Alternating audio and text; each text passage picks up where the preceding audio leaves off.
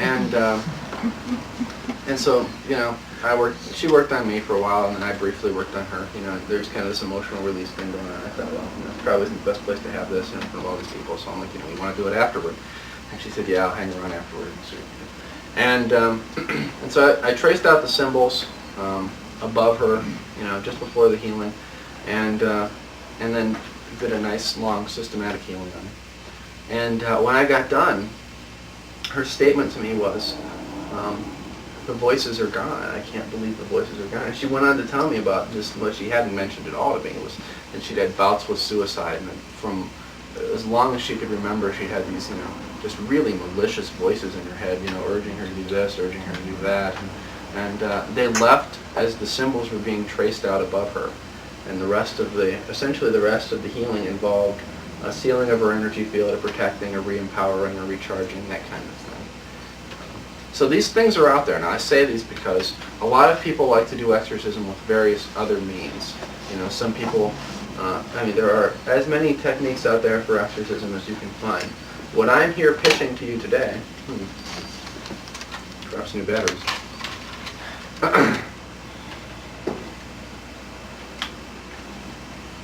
Pardon me.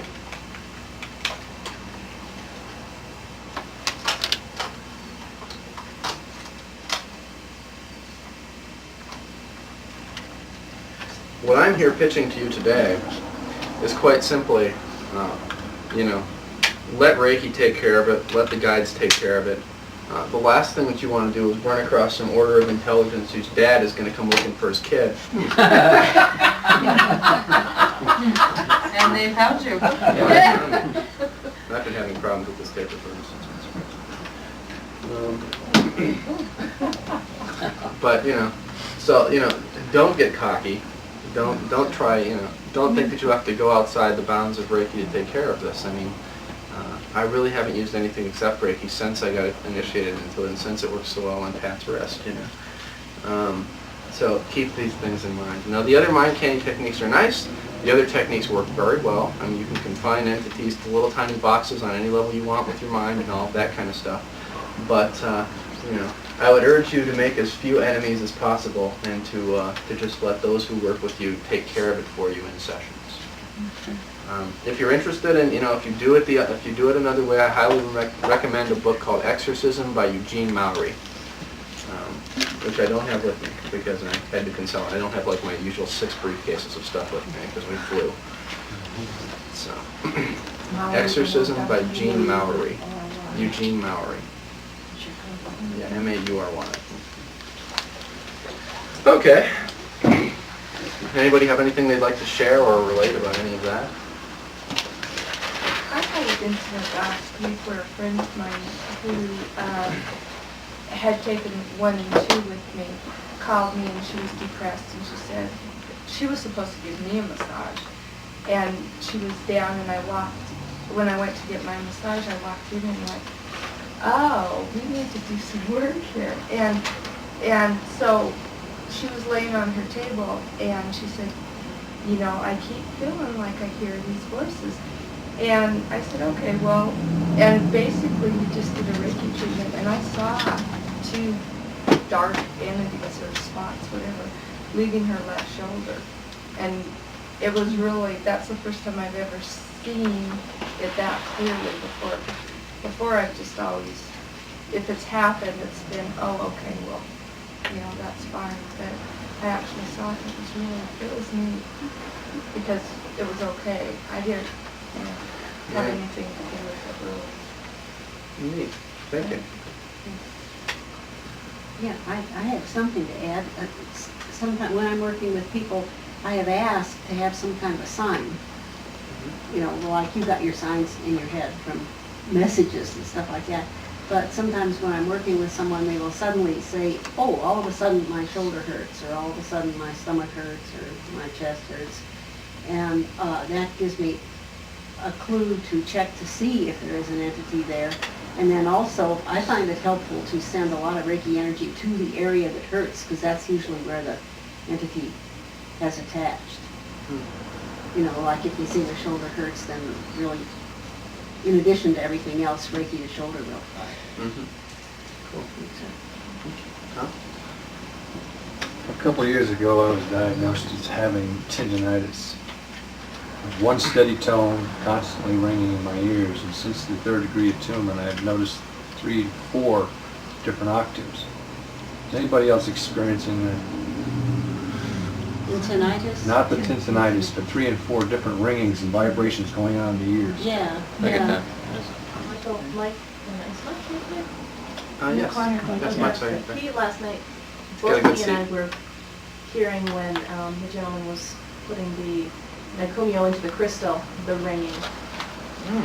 Mike could probably talk more clearly about that because he was telling me which notes. Well, were touching hitting. the ring that you set down, you had, that sounded like middle C, and then when it touched the crystals like an E flat, and then as he increased the power and stuff, it just kept going higher and higher in octave until it finally got beyond hearing. Wow. And stuff. You That's you right. might want to check on that. In yoga, the understanding is that when you begin hearing double notes, or even more than 2 notes, that you're moving out of your body. Well, I have my own ideas about it. I was just curious about it because things happen when the notes change. Yeah. Okay, and I kind of feel it's guides giving information subliminally into the subconscious, and you're hearing it as a tone, and when the information is needed, you're calling it up, and then things happen. The tendinitis that I was originally experiencing isn't there anymore. It's just notes, vibrations, and sounds that are in 3 and 4 different wavelengths, so to speak. And I just wondered if people were experiencing that since they've gone to 3 or even 2. This doesn't have anything to do with the chords or notes or anything, but when I was being attuned to my 2nd degree, she was moving my hands, and all of a sudden she said to me, "Quit helping." And I thought, she can't be talking to me, because I'm not doing anything. Well, one of my guides was doing all this stuff with my hands, like they were in a big hurry for me to get it done. And that was a real weird experience too, because I wasn't doing it.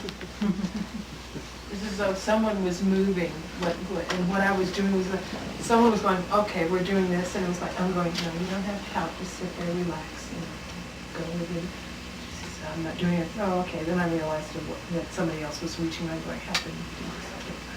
I'm glad you're so interested, but you're confusing me, distracting me from trying to remember what I'm doing. People will feel themselves being touched or worked on and stuff long before you reach them in an attunement procedure. So that's something to keep in mind. One thing in dealing with entities, if you see them, you might consider sending a healing angel with that entity, because that entity has been there doing a job, drawing attention to. The darkness has a purpose. It isn't just there without purpose, because the shadow forces have a purpose and a job to teach us as well. If we let them in, we have to let them in through some open doorway, whether it's conscious or unconscious. And I usually, when I'm dealing with them, also send them a healing angel in case they want healing to go with them, to help them do their job better or be able to move into the light. Okay. Yeah, I always ask for healing for the entity as it goes or whatever happens. And You if know, they don't I think want I it, they'll feel send it obliged away. to do that. They're usually Oh, grateful, that's but really they'll, if they say no thanks, this is my job, then they'll send the healing angel away, and they have that choice. Okay, cool. Anything else real quick? I'm going to let you break for lunch. Oh, one other real quick thing that Bill Baldwin shared with me one time. He's big on entity detachments, and he says if there's an entity, it just doesn't seem, it's not going to go. You know, there's a big struggle for it to get out. I laughed when he told me this, but then I tried it and I stopped laughing. He calls for the whales and the dolphins to help. And he said it's better than angels and archangels. I'm just sharing that for whatever it's worth. Especially for negative entities, what he would call demonic. Yeah, the real, yeah. Let me know. Well, before we go to lunch, I'd like to mention, since I brought the Sai Baba picture, I thought, heck, I might as well bring a little bit of the booty too. Now, for people who aren't familiar with Sai Baba, I'll just give a little explanation is that Sai Baba, he just reaches out and materializes this stuff that's in here. Now, it's just ash, you know, just like if you had burn or something like that, or like if you burn wood. And so anyhow, now what people could do with this if they want to is you just moisten your finger and touch this, and a little bit of it will get on there, and then you put it on your tongue and see what you sense. Now, I had like what I call a little miracle happen to me. Somebody brought this from India. This is about 4 or 5 years ago. And I put that in my mouth, and once some moisture got on, I had like a little flower bud in my mouth. Well, that's unusual. So, now a data point that goes along with this. David Hudson says that this is high in iridium. Now, iridium is one of the rare earths. And according to David Hudson, iridium, vanadium, and all of the elements in that little section of the periodic table that we were looking at yesterday have the property of correcting your DNA. And so that might be why this is good healing material. So anyhow, I'm going to leave it here for people. You know, we have time now over our lunch break, and if you want to play with it or sense it or anything you want to do, How about if we do it just before the attunement? Huh? How about if we do it just Yeah. before the attunement? Okay. I'm glad you brought that, that's great. It's really neat. Hey, thanks. Data points, I know. When you mentioned it, I'm like, yeah, that's good. How many people, excuse me, let's just show of hands. How many people are taking a master attunement for the first time? 1, 2, 3, 4. So 4. Okay. How many people here haven't had the Usui-Tibetan master attunement? Is it the straight Usui? Yeah, the Usui-Tibetan. Oh, With the Well, I don't. 1, 2, 3.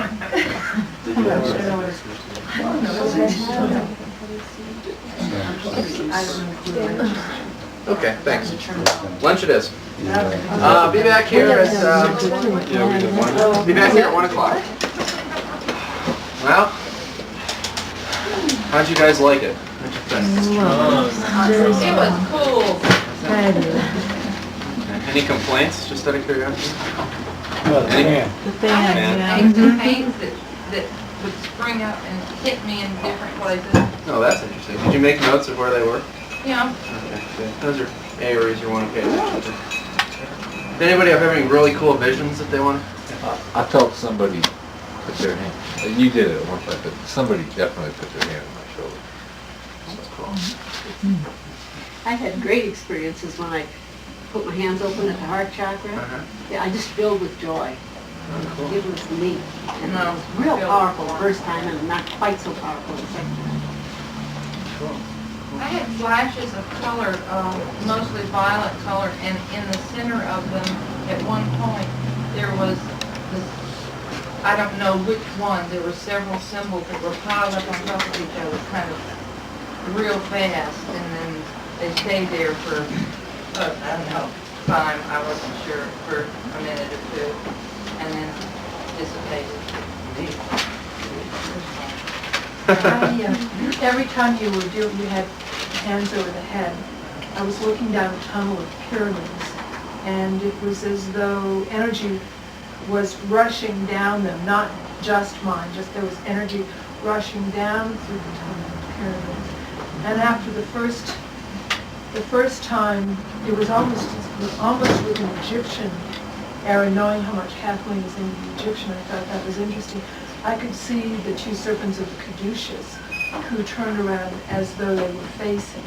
And I didn't particularly feel they were facing only me. They were facing this. It was pretty interesting. And they're different too. I don't usually get them. Cool. About 10 or 12 times during the procedure I saw this. Sometimes it would be a sphere of royal blue, sometimes it would be a whole field of royal blue.